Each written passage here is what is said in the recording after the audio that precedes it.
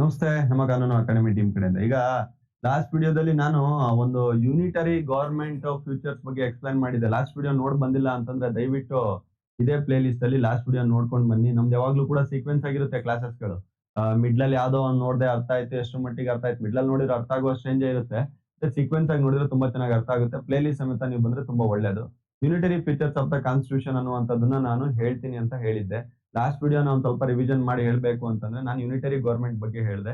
Unitary government ಅಂದ್ರೆ ಏನು? London ಅಲ್ಲಿ ನಡೆಯುತ್ತೆ, ಯುಕೆದಲ್ಲಿ ಇರುತ್ತೆ, ಸೆಂಟ್ರಲ್ ಯೂನಿಟ್ ಇರುತ್ತೆ, ಸೆಂಟ್ರಲ್ ಗವರ್ನಮೆಂಟ್ ಎಲ್ಲ ನೋಡುತ್ತೆ ಅಂತೇಳಿ ಡೇಸಿ ಅವರು ಹೇಳಿದ್ರು, ಮತ್ತೆ ಗಾರ್ನರ್ ಅವರು ಡೆಫಿನೇಷನ್ ಅಲ್ಲಿ ಹೇಳಿದ್ರು. ಮೆರಿಟ್ಸ್ ಡಿಮೆರಿಟ್ಸ್ ಅಲ್ಲಿ ಅನುಕೂಲ ಅನಾನುಕೂಲ ಏನು ಅಂತ ಹೇಳಿದೆ ಯೂನಿಟರಿ ಗವರ್ನಮೆಂಟ್ ನ ಬಗ್ಗೆ. ಜನರಲ್ ಆಗಿ ಮಾತಾಡಿದ್ದೆ ನಾನು. ಈಗ ಜನರಲ್ ಆಗಿ ಮಾತಾಡ್ತಾ ಇರುವಂತದ್ದಲ್ಲ. ಇವತ್ತಿನ ವಿಡಿಯೋದಲ್ಲಿ ಏನ್ ತಿಳ್ಕೊಳ್ಳೋಣ ಅಂತಂದ್ರೆ ಇಂಡಿಯನ್ ಕಾನ್ಸ್ಟಿಟ್ಯೂಷನ್ ನಲ್ಲೇ ಯೂನಿಟರಿ ಫ್ಯೂಚರ್ಸ್ ಅನ್ನುವಂಥದ್ದು ಯಾವ ರೀತಿ ಇರುತ್ತೆ, ಯೂನಿಟರಿ ಫ್ಯೂಚರ್ಸ್ ಅನ್ನುವಂಥದ್ದು ಯಾವ ರೀತಿ ನಮ್ಮ ಇಂಡಿಯನ್ ಕಾನ್ಸ್ಟಿಟ್ಯೂಷನ್ಗೆ ಸ್ವಲ್ಪ ನೆರಳು ಬಿದ್ದಿದೆ, ಯಾವ ತರ ನೆರಳು ಬಿದ್ದಿದೆ, ಯಾವ ತರ ಅಡಾಪ್ಟ್ ಮಾಡ್ಕೊಂಡಿದೆ. ಯಾಕಂದ್ರೆ ನಾನು ಹೇಳಿದೀನಿ ನಮ್ಮ ಇಂಡಿಯನ್ ಕಾನ್ಸ್ಟಿಟ್ಯೂಷನ್ ಅನ್ನುವಂಥದ್ದು ಈ ಕಡೆ ಯೂನಿಟರಿನೂ ಅಲ್ಲ, ಫೆಡರಲ್ ಅಲ್ಲ, ನಮ್ದು ಕ್ವಾಸಿ ಫೆಡರಲ್ ಅಂತ. ಅದಕ್ಕೆ ಯೂನಿಟರಿ ಫೀಚರ್ಸ್ ಗಳು ಯಾವ್ದಾವ್ದು ಇಂಡಿಯನ್ ಕಾನ್ಸ್ಟಿಟ್ಯೂಷನ್ ಇದೆ ಅನ್ನುವಂಥದ್ದನ್ನ ಇವತ್ತಿನ ವಿಡಿಯೋದಲ್ಲಿ ನಾವು ಅರ್ಥ ಮಾಡ್ಕೊಳ್ತಾ ಹೋಗೋಣ. ಮುಂದಿನ ವಿಡಿಯೋದಲ್ಲಿ ಫೆಡರಲ್ ಕಾನ್ಸ್ಟಿಟ್ಯೂಷನ್, ಫೆಡರಲ್ ಸಿಸ್ಟಮ್ ಯಾವ ತರ ಇದೆ ಅಂತ ಅರ್ಥ ಮಾಡ್ಕೊಳ್ತಾ ಹೋಗೋಣ. ಅದಾದ್ಮೇಲೆ ಅದಕ್ಕಿಂತ ಮುಂದೆ ಕ್ವಾಸಿ ಫೆಡರಲ್ ಆಗಿ ಯಾವ ರೀತಿ ಬರುತ್ತೆ ಅಂತ ಅರ್ಥ ಮಾಡ್ಕೊಳ್ತಾ ಹೋಗೋಣ. ಈ ರೀತಿ ಕಾನ್ಸೆಪ್ಟ್ಸ್ ಗಳನ್ನ ನಾವು ಕ್ಲಿಯರ್ ಮಾಡ್ತಾ ಹೋಗೋಣ. ಇವತ್ತಿನ ವಿಡಿಯೋದಲ್ಲಿ ಇಂಡಿಯನ್ ಕಾನ್ಸ್ಟಿಟ್ಯೂಷನ್ ನಲ್ಲಿ ಯಾವ ರೀತಿ ಯೂನಿಟರಿ ಫ್ಯೂಚರ್ಸ್ ಗಳು ಬಂದು ತುಂಬಿಕೊಂಡಿದೆ, ಅಡಾಪ್ಟ್ ಆಗಿದೆ ಅನ್ನುವಂಥದ್ದನ್ನ ಅರ್ಥ ಮಾಡ್ಕೊಳ್ತಾ ಹೋಗೋಣ.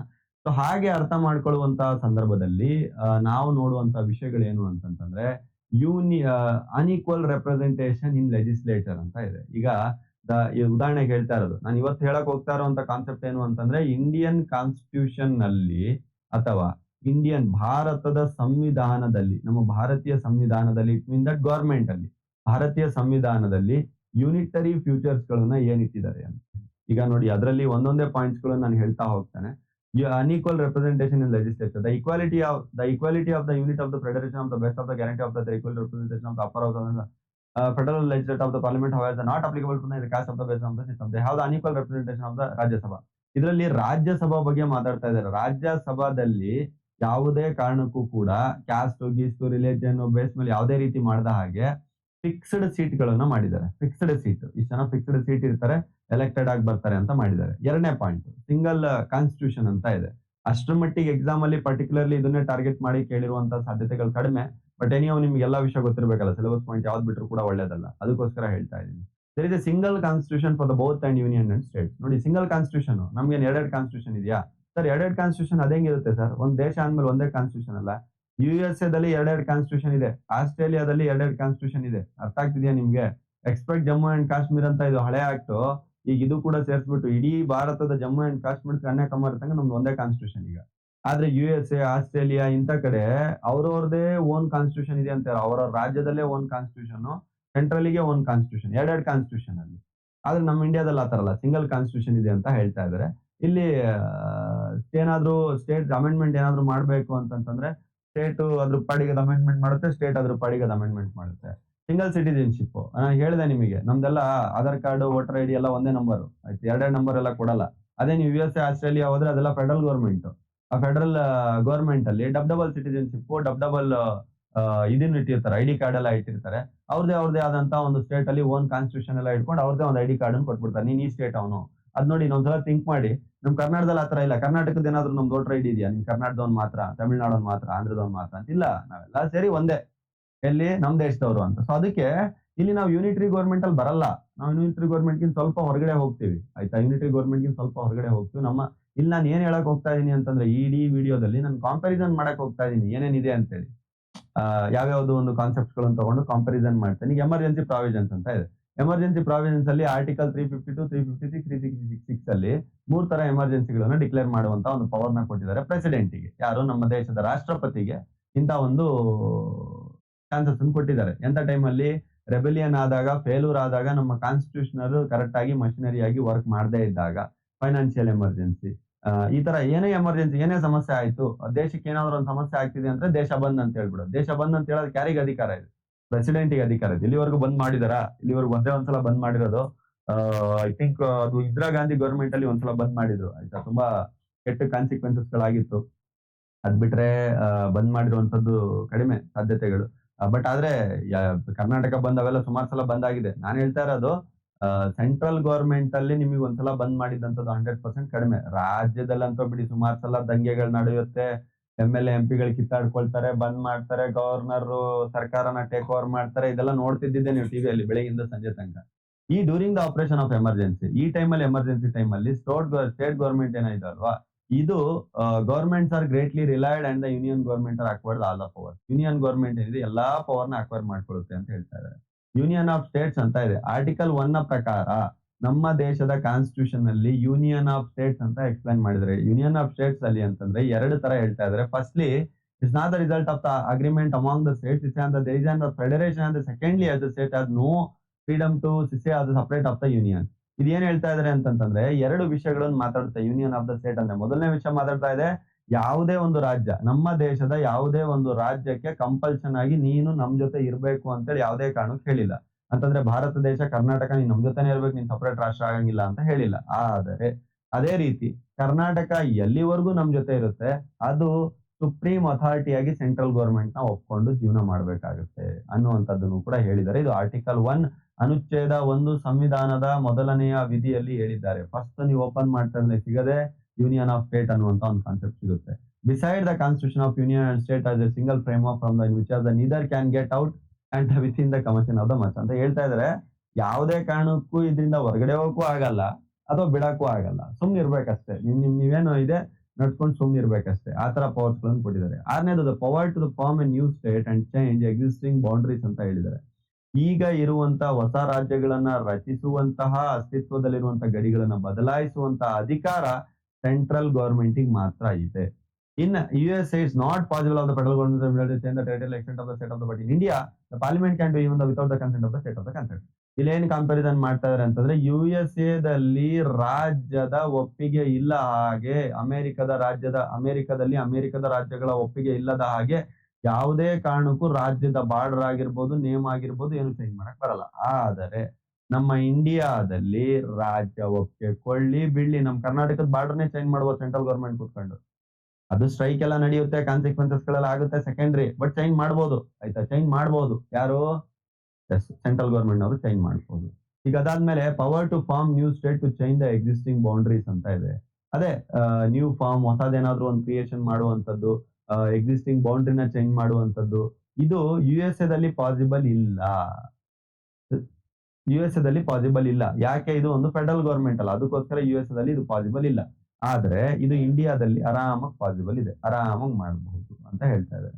ಆಮೇಲೆ ಆಲ್ ಇಂಡಿಯಾ ಸರ್ವಿಸ್ ಅಂತ ಒಂದಿದೆ. ಆರ್ಟಿಕಲ್ 312 ನ ಪ್ರಕಾರ ಯಾರ್ ಸರ್ ಇವ್ರು ಆಲ್ ಇಂಡಿಯಾ ಸರ್ವಿಸ್? ಎಷ್ಟೋ ಜನರು ಕನ್ಸ್ಕೊಳಲ್ವಾ, IAS, IPS, IFS, IRS, ನಾನು DC ಆಗ್ಬೇಕು, ನಾನು ಇನ್ಸ್ಪೆಕ್ಟರ್ ಆಗ್ಬೇಕು, ಪೊಲೀಸ್ ಇನ್ಸ್ಪೆಕ್ಟರ್.